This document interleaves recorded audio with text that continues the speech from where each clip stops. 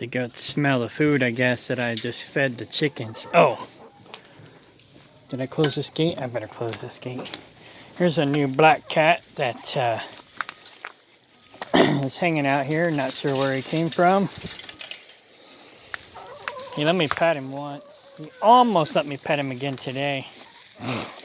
The goats are like, where's our food? You'll get it in about 30 minutes. It is, oh, there's the other new guy. Kitty, kitty, kitty, kitty. Kitty, kitty, kitty, kitty. He's still scared of me. Kitty, kitty. Of course, so are the goats.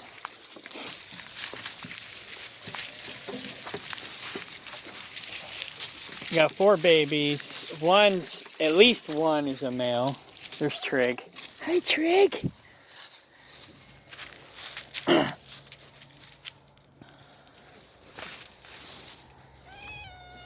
I gotta clean this place up. Our DD&D off-grid organic farm and retreat basically is kind of a failure. Pretty much everybody who's come here, including my co-founder, pretty much worthless eaters. They don't really want to do anything. They just want to talk about doing stuff. I got to pay all the bills and do all the work, or at least most of the work. I come home and nothing's done. You know, I'm a truck driver.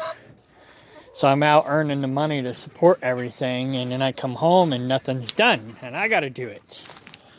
Just like the chickens, their feeder was empty again. Just about every time I come home, the feeder's empty.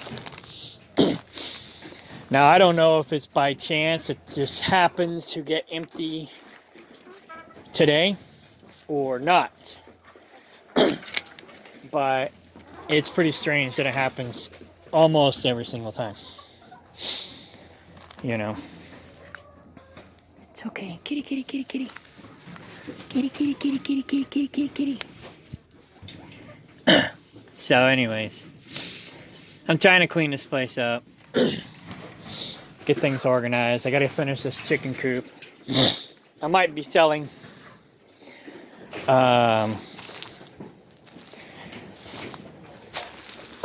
my neighbor to the north wants to buy me out. And even though he's kind of a douchebag, I'm thinking about selling it to him. However, he's going to have to pay me what it's worth today so I can make a profit and turn around and leave and go do something else. That's if I sell. I got 3 options. I can stay here, clean it up, and just raise goats. Once the chickens are gone, I'm done. I'm not buying any more chickens. I got a place in Kaplinger that I bought for my mom, and also it's got a building on it that I was going to convert to a bath house basically for the farm, and till I get stuff built here. Because drilling for water and digging a septic here is going to cost, for a farm, it's going to cost a pretty penny. It's going to cost anywhere from $15,000 to $20,000. Well, I picked up that other property. It's just 2 miles away. I picked it up for $5,000. And I've been working on it and cleaning it up too. It was worse than this, actually. So, of course, this junk pile is like my mortgage insurance. Some of it's reusable stuff, and some of it's recyclable material. Well, all of it's recyclable. So, this stuff here I'm going to use for the chicken coop, and different things we can use. But if for some reason I get in a pinch and I can't pay my mortgage, that's what I got the scrap metal pile for, is mortgage insurance. So, nonetheless, I got 3 options. Clean this place up and just run goats, and move the cats to Kaplinger and move over there with my mom. I got another property. The first property I bought into when I came down, I kind of got scammed into another project. But at least I actually bought 10% of the land. So I actually have something to show for my investment. So I got that. So I got another option to either find new business partners because, you know, what I've been doing isn't working. So I thought, oh, that's a possum. So what I thought was, you know, find some people who are actually willing to invest some money if they buy out the other owners in the other property. Maybe I can regroup and continue this sustainable community project over there. But that's contingent on whether or not I've got other investors who are willing to put money into the deal and actually willing to do some work and not just sit on their lazy butts and expect me to do everything like what happened here. So, are you trying to get my cat pregnant? He's like, hell yeah. So anyway, I mean, the paper and stuff, you know, that's all biodegradable material, and the chickens scratch it and tear it up, and the bugs do the same. And so it composts and turns into soil. However, this does not. So I gotta throw this in the burn. So I can either stay here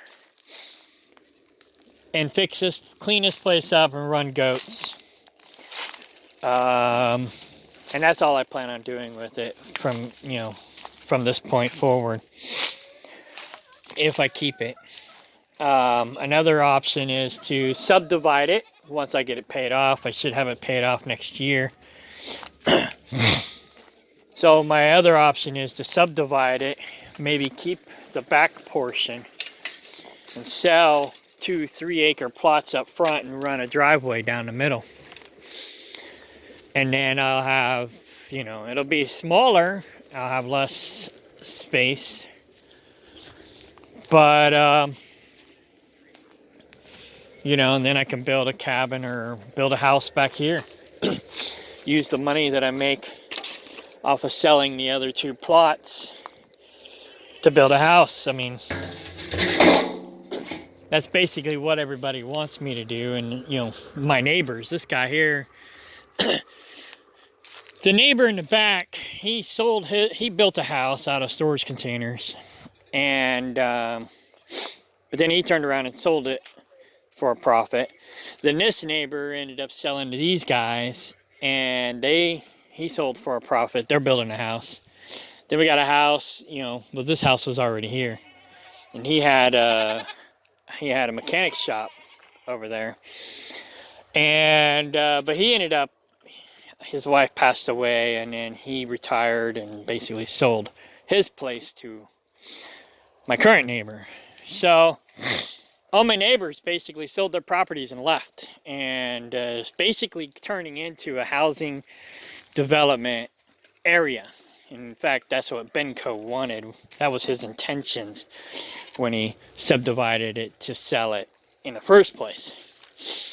But I thought, oh, you know, it'd be, you know, owner finance. I can do my sustainable community here. It's biodegradable. What?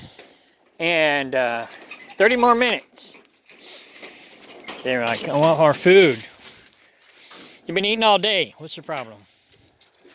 So I thought, you know, I wanted to do a sustainable community. Well, not necessarily, okay, in high school, for science and social studies, I designed a prototype, environmentally efficient house off-grid, basically, where it was self-sufficient. And my first wife and I were actually going to make it happen, but we never did. So after my third marriage, my divorce in 2012, I came down here, joined that other community, and that turned out to be a wash. So I regrouped and bought this property, or am buying this property, and planned on doing the sustainable community here, but it too has been a wash.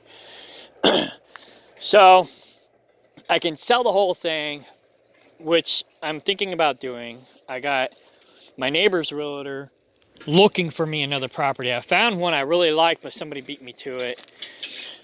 So I almost moved to Humansville, but like I said, somebody beat me to it. I don't got no food. Anyway, somebody beat me to it. So now I'm still looking. It was 7 acres with a house, with a barn, and it had a separate like outbuilding, like a work shed, garage type building. I don't have anything. I'll get it here in a minute. So, hi Mohawk. So that's one option. So if I would have got that property, I would have just sold this. I'd have moved everything to that property, and I would have just sold the whole kit and caboodle. Dug up my trees that I wanted to keep. Just relocated everything and then sold it. I can get up to $15,000 an acre for this property. So if I find a good deal on something that I want to relocate to, then I'll sell it. If I subdivide, I can probably get up to $20,000 an acre for each section. So, you know, it just depends on, you know, what I can get, because real estate's only worth what people are willing to pay. So yeah, if I subdivide, then I'll stay in this back 6 acres. Wait. So I got 15 acres here, so divide that by 4. So it'd be just shy of 4 acres a piece. So 4, 8, 12, 16. So it'd be 3 point whatever acres up, you know, for that section, and 3 point whatever acres for that section, and then the road down the middle. And then I'd have the 7 acres back here. So that's an option. Or I can, well, really this back section can only be one section because, well, I don't know. I guess, yeah, I could divide it into 4 and sell all 4. You know, have a road right down the middle and sell all 4 sections if I wanted to. That way, you know, you need a minimum of 3 acres in order to have septic. So I could sell 4 portions if I wanted to. Like I said, I got that other property over there that I got 10% of. I thought if I move on to something else, I'll just give that to David Ray, you know, for the help and work that he actually did do. That'll be a return on his investment. He won't be homeless. He can go over there and he can keep living like a troglodyte over there, you know, and no one will be able to kick him out the land because it's his land, you know. Like I said, I'll just give it to him, you know. That way I can just move on and do my own thing. And so I also own Peaceful Poco Patches, which is the name that his grandmother came up with. So I'll go ahead and set him up a website for advertising and everything, and he can kind of pick up where he left off from over here, over there. So that's an option. Or, like I said, we find some buyers, some potential business partners who want to buy out those other people.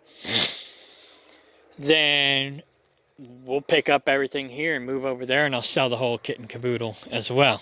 Or maybe I'll sell off portions of this property and we can, you know, subdivide in smaller sections as far as like ownership, and then, you know, keep doing the sustainable community thing. But with all these houses popping up around here, it's going to be difficult to do that here because the neighbors are probably going to complain. So, but I don't know. It depends. I don't know what the new neighbors are like. I know this guy is kind of a douchebag.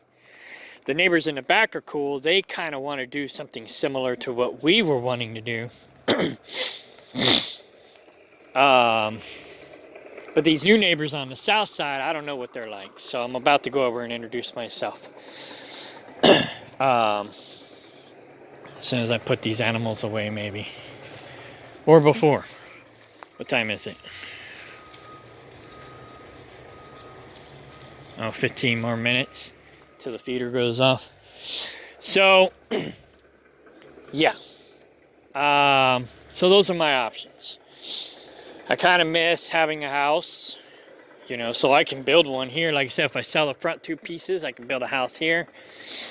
Or I could build a house over at Kaplinger. You know, I got a few options, but I don't know. So the DD&D project is pretty much done. It's over. This will probably be my last DD&D video. And I'm looking at rebranding myself and moving in a different direction. And like I said, if you want to find David Ray, you can find him at peacefulpocopatches.com.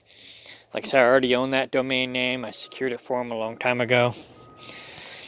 And set him up a little mini hosting deal and set him up a little website, and then he can manage it and do whatever he wants with it. So, and I'll just, you know, do my own thing, or maybe find some new business partners who actually want to put their money where their mouth is and practice what they preach. So, all right. I guess all the chickens are in. I'll go ahead and close it up. All right, bye.